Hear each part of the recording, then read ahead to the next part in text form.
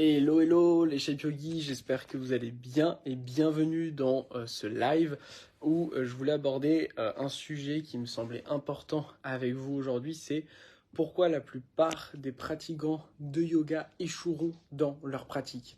Alors au sein de cette vidéo, je vais vous expliquer ce que j'entends par échouer, d'accord, ce que ça veut dire en soi là dans le contexte, et je répondrai également à toutes vos questions.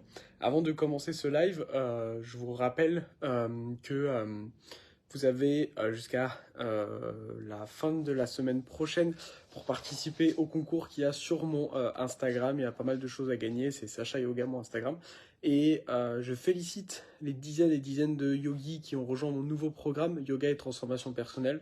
Si vous êtes en live sur Facebook, vous pourrez voir le lien juste au-dessus de cette vidéo. Pareil, si vous le suivez en replay, et puis pour tous ceux qui verront cette vidéo après sur YouTube, vous aurez le lien dans la description. Bravo à vous et merci pour tous vos retours. C'est génial que vous soyez autant à passer le cap pour prendre le temps pour vous et justement vraiment vous développer personnellement. Donc profitez-en pour celles et ceux qui sont en live. Si vous avez des questions sur mon programme, sur mon nouveau programme Yoga et Transformation Personnelle, 12 semaines pour se transformer, n'hésitez pas à me les poser directement dans les commentaires.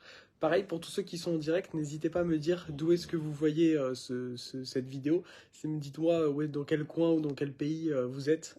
C'est toujours cool de pouvoir partager ça avec vous. Puis pour me soutenir, je vous invite à mettre un petit like sous cette vidéo. Alors, il y a plusieurs raisons, selon moi, qui font que la majorité des pratiquants de yoga échouent.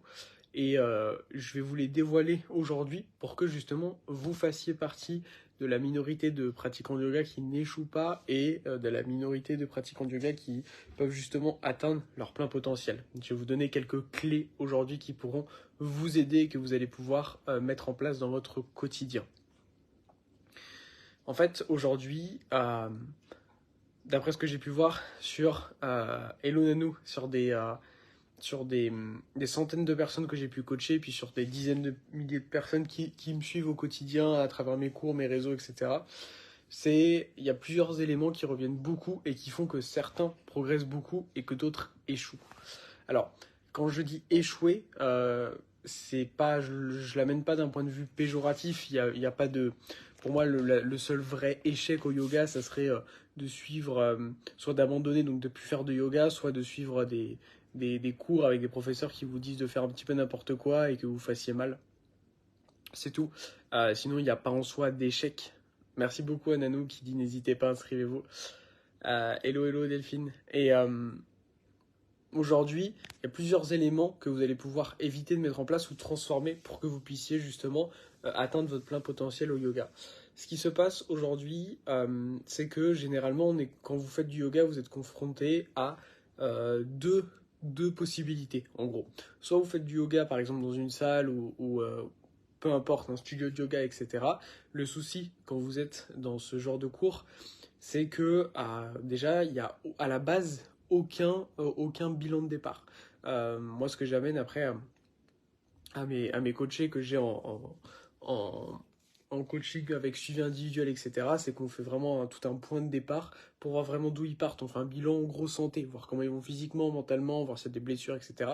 Et c'est après, suite à ce point-là, qu'on met en place un vrai système de progression. C'est pas tout ce que je vais vous dévoiler là aujourd'hui, mais simplement pour vous dire que si vous faites juste des cours collectifs, déjà on vous prend pas vraiment en compte au départ, et puis ce qui se passe également ensuite, c'est qu'il n'y a pas de...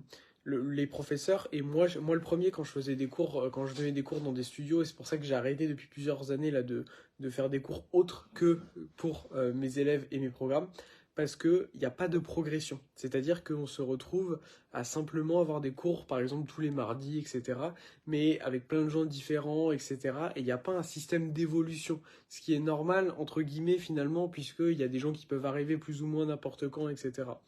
Et si vous n'avez pas de système de progression, c'est difficile aussi de rester motivé. C'est comme si vous sortiez de chez vous puis vous savez pas trop où vous allez. Et au bout d'un moment, se dire on a par exemple un yoga tous les mardis soirs, ça peut être difficile de garder la motivation au bout d'un moment parce que parfois les cours sont trop durs, parfois ils sont trop simples, mais on nous propose pas cette notion de progrès. Et c'est ce que j'amène de manière individualisée et détaillée au sein de mon coaching individuel. Mais là, par exemple, dans mon nouveau petit programme Yoga et Transformation Personnelle, ça se passe en 3 phases. Vous pouvez retrouver toutes les phases détaillées en cliquant sur le lien qui est au-dessus ou en dessous de la vidéo. Et il y a un vrai plan de progression pour que vous puissiez progresser depuis chez vous. C'est important de savoir qu'est-ce que vous allez faire, sur quoi on va avancer. Parce que juste faire du yoga pour faire du yoga, ça peut vous faire du bien, mais ça peut aussi être source de frustration. D'accord? Ça peut être source de frustration si c'est trop dur, si c'est trop simple, si on n'en ressent pas de progression. Et c'est important de pouvoir, selon moi, ressentir une progression pour que vous ayez aussi la motivation d'avancer. Donc ça, c'était le premier cas, c'est quand vous faites des cours de yoga dans une salle ou autre. Et l'autre cas, c'est quand vous faites des cours de yoga chez vous, bah souvent vous êtes perdu.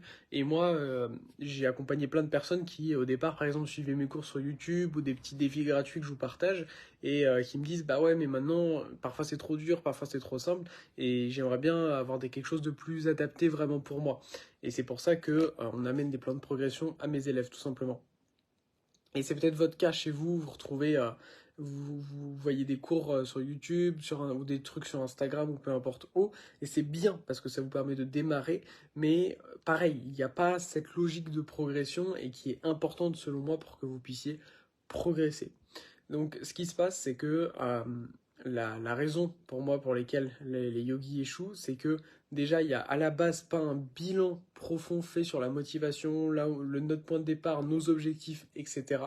On ne sait pas concrètement fixer des objectifs, on se base sur de la simple motivation, mais la motivation peut partir à n'importe quel moment. C'est pour ça que dans mon nouveau programme, il y a des vidéos et des contenus exclusifs pour justement fixer clairement des objectifs et ne pas avoir les mêmes astuces bidons qu'on voit un peu partout sur internet, mais je me suis basé sur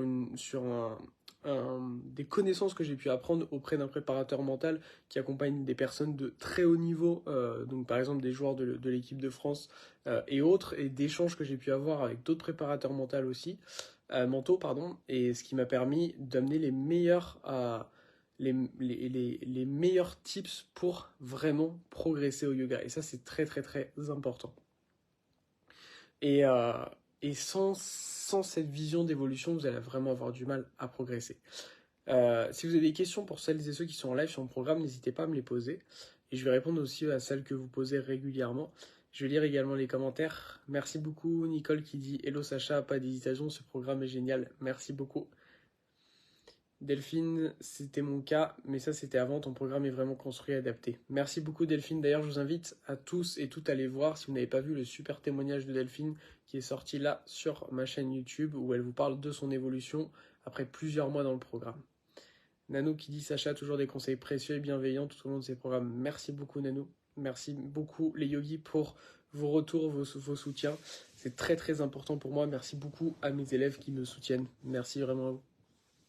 Vous m'avez posé des questions sur mon nouveau programme, à savoir est-ce que l'accès il était à vie? Oui, vous avez un accès à vie. Est-ce qu'il est adapté pour tout le monde? Alors, il est majoritairement pour les personnes qui débutent le yoga. Si vous êtes plus avancé dans le yoga, mais que vous avez un manque de motivation, vous avez peut-être un manque de confiance en vous, ou vous vous laissez trop prendre par le regard des autres, le monde extérieur, le programme est également fait pour vous. Il est juste pas fait si vous avez des grosses pathologies ou des gros soucis de poignet, etc. Là, le programme n'est pas fait pour vous, sinon il est fait pour à peu près tout le monde, avec cette envie justement de pouvoir évoluer.